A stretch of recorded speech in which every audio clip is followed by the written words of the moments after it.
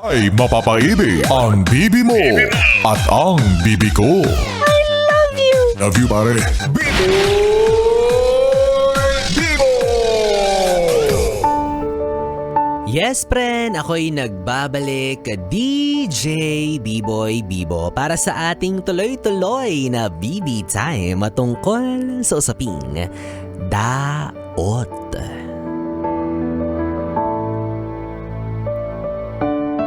Yes, friend! Minsan mo na bang naranasan ang maagawan? Maagawan ng isang bagay na una sa lahat, sa'yo naman talaga nakalaan. Isang bagay na akala mo, masosolo mo, maaangkin mo at masasabi mong sayo. Pero may isang tao na dumating at sinasabing, hindi, akin to. Ang kapal ng mukha. At kanina nga sa ating BBC or B-Boy Bibo Confessions, narinig natin ang sulat ni Ramon para sa kanyang kababata na sino nga yun? Basta siya, oo. Siya na inagaw ang premyo sa kanya, 'di ba? Si Ramon na sumali, 'di ba, sa isang paraffle kasama ang kanyang kaibigan. At ang kanyang number ay number 249. At ang number naman ng ticket ng kanyang kaibigan ay 248.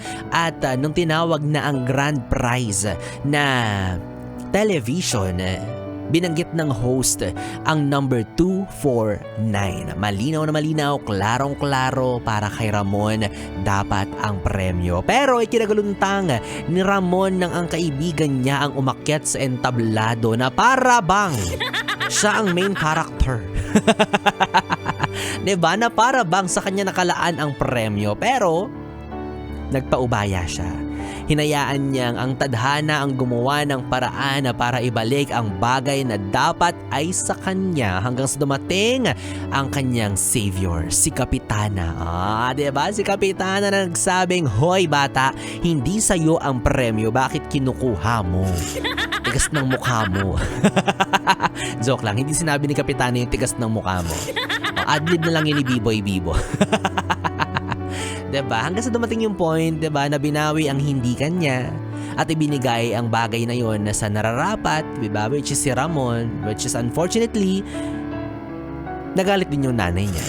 So, ang moral lesson lang ng sulat na nabasa natin kanina, ang isang bagay na hindi ginawa para sa'yo, darating at darating sa punto na babawiin din yan sa'yo. Pwede mo siyang namnamin, pwede mo siyang angkinin, pwede mo siyang sabihin na iyong iyo. Say whatever you want. Akin to, premyo ko to. Kahit pa alam mo sa sarili mo na hindi naman yan totoo, pwede mong gawin yon. But promise, time will come na babawiin at babawiin yan sa'yo. Hindi man ang mismong eksaktong tao na inagawan mo, pero maaaring mundo ang bumawi niyan sa'yo. Kaya yung asawa ng iba na pilit mong inaangkin at sinasabi mong sa'yo siya, mag-ingat ka, diba? Maaaring katabi mo ngayon sa kama, pero bukas, babalik na sa totoo niyang pamilya. Aww, deserve. Diba? Yun naman talaga ang moral lesson na nabasa natin kanina eh. Everything na inaangkin mo, pilit mong sinasabing sa'yo, hindi, 'di ba? Ito yung sinasabi sa atin na kapag hindi sa'yo, huwag mong ipilit. 'Di ba? Kasi kung hindi sa'yo, bakit mo aangkinin? Kapal naman ang mukha mo. Kasi totoo naman, maituturing na pangdadaot, pang-uumit, pagnanakaw kapag ganyan, 'di ba? I mean, nasan yung konsensya kapag kinuha mo? Paano mo naaatim na i-enjoy yung isang bagay na alam mong hindi naman sa'yo? For example, kanina, 'di ba? Paano mo nagagawang ipagmalaki, harap-harapan doon mismo sa pagmumukha ng taong inagawan man na, uy, pare, ang ganda ng TV. Ang ganda ng TV, ang linaw ng screen, ang lakas ng speaker. Diba? Paano mo nagagawang sabihin yon? Knowing na, alam mong, inagaw mo lang siya. Ikaw, paano mo nagagawang ipagmalaki yung lifestyle na meron ka? Knowing na ninakaw mo lang yan sa kaban ng bayan. Oh! Sabing ganon. Diba? Para sa mga politikong magnanakaw, sa mga politikong korap, paano nyo nagagawang i-flex yung mga ari-arian, yung mga tinatawag nyong yaman, knowing na hindi naman sa inyo yan, galing yan sa kaban ng bayan. Ano ba to? Nakalimutan ba natin yung definisyon ng salitang hiya? O sadyang nabulag na lang tayo sa limpak-limpak na pera kaya tumigas at kumapal na lang ating muka? Hindi ko alam. Ano ba? Diba?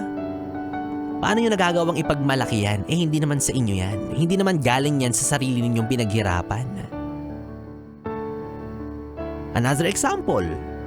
Nagfe-flex ka ng mga bagay, ng mga proyekto, ng mga eto tulay, eto pabigas, ito pag-grocery galing sa akin, galing sa pangalan ko. May malaki pang pagmumukha mo, di ba? May malaki pang pangalan mo. And again, knowing na hindi naman sa'yo galing yung pera, hindi naman galing sa sarili mong bulsa. Although yes, malawak yung usapan natin ngayong gabi when it comes to daot, pangaagaw, di ba? Malawak na usapin yan. But then again, it is a kind of experience na masakit harapin, masakit namnamin, masakit makitang yung iba ang nag-e-enjoy sa bagay na para sa'yo, sa bagay na pinaghirapan mo. Nakakainis, nakakainsulto. Hindi dahil natalo kayo, 'di ba? Kundi dahil dinaya ka. Ninakawan ka, inagawan ka, yun yung nakakainis, yun yung nakakainsulto. Another example, parang sa handaan. Pababawi natin ang usapan. Ikaw ang unang pumila. Gutom na gutom ka na. Hinihintay mo't inaabangan mo na hindi maubos yung malutong na balat ng lechon. Diba? Kahit sino pag-aagawan yan pero ayun nga, since pumila ka ng maayos, dumaan ka sa tamang proseso, naghintay ka ng oras mo, tapos, biglang yung tita mo sisingit sa harapan mo.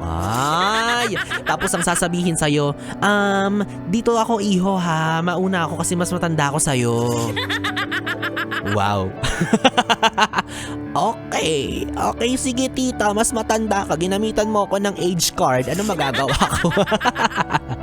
Pero, pagdating mo sa lechon, buto na lang ang natira. Tapos sasabihin pa ng nasa likod, dayaan mo na. Ang importante, makakakain ka. Ang importante, nabubusog ka. Ate, buto, kakainin ka. Diba? O another example. Sa office, o hindi naman kaya sa school. Ikaw ang nagpakandahirap, ikaw ang nagpakandapuyat para sa isang proyekto.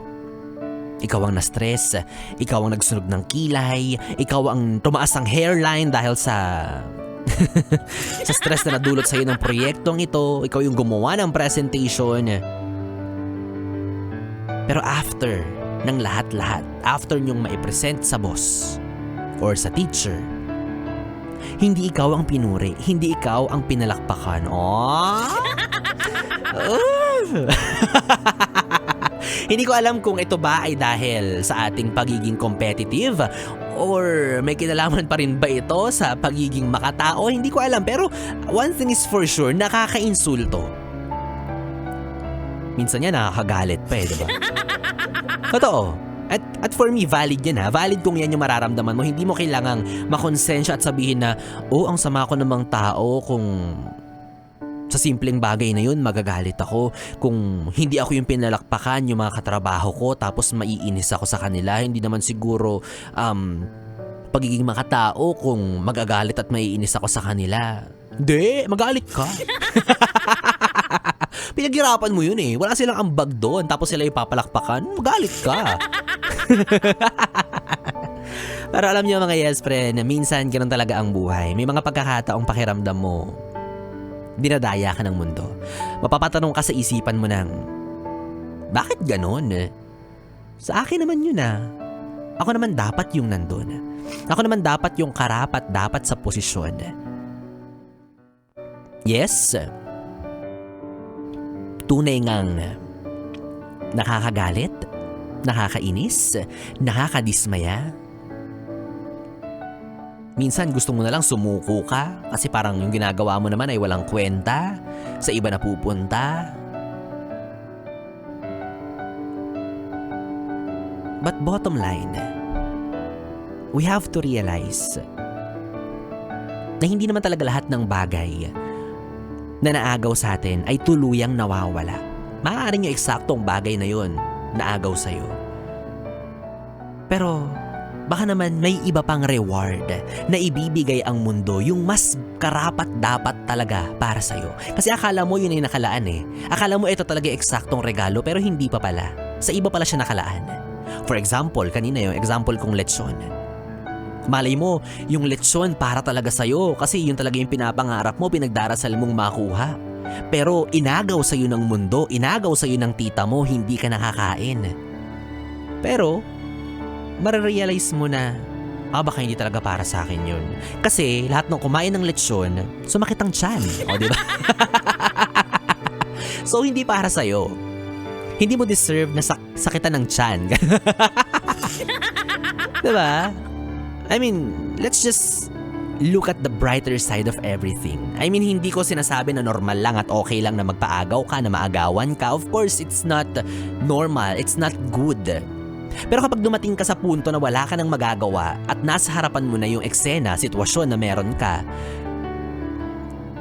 the best way to think about is the positive side kung bakit siya nangyari. Diba? Wala ka na magagawa eh. Nangyari na ang nangyari. Hindi mo na mababalik. Hindi mo na maaangkin. Ang kailangan mo na lang gawin ay magsikap, manalangin at muling umasa na makuha mo na yung bagay na gusto mong matamasa, yung talagang para sa'yo. At tandaan mo kung may talagang taong mahilig mang daot sa'yo, mang-agaw na mga bagay na dapat para sa'yo, pwedeng maagaw ang pwesto, pwedeng maagaw ang credit, pwedeng maagaw ang pagkakataon, pero hindi nila maaagaw ang iyong determinasyon. Ang determinasyon na makuha yung mga bagay na gusto mo, makuha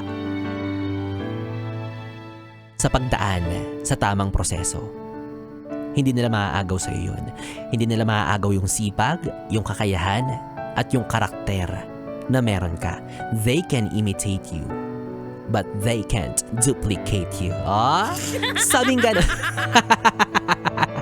Yeah, ikaw yes friend, kung may nang daot sa'yo, ngumiti ka na lang o hayaan mo na. Pero wag masyadong malaking ngiti wag masyadong abot tenga. Yung ngiting aso lang yan. Para naman hindi sila mamihasa, baka isipin nila, sincere yung ngiti niya nung inagawan ko siya. Baka naman talagang willing siya magpaagaw at okay lang sa kanya. Baka ulitin pa nila, di ba? Wag ganon. Kaya ngiting aso lang dapat yung parang, kita mo to? Gagantihan kita. Kung aso lang talaga ako, sasakmalin kita. Pero magpapaubaya ako sa oras na to kasi alam kong may nakalaan sa akin yung mas maganda at mas magarbo. Ganon. Yes, friend. Anyways, hindi na ako magpapadaot ng oras sa inyo dahil ilalaan ko na ito sa pagtulog. Kaya uuwi na ako. Babay sa inyo.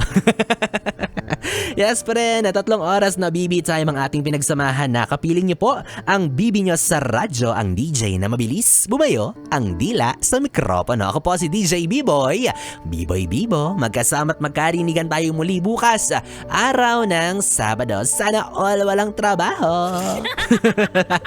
Makakapiling niyo po akong muli mula alas 2 ng hapon hanggang alas 6 ng gabi para sa ating programang Stick to One, mga kantang OPM hatid sa inyo ng 101.1 Yes FM. Solid. Oras natin 11:45. Good night, BB. Mwah, mwah.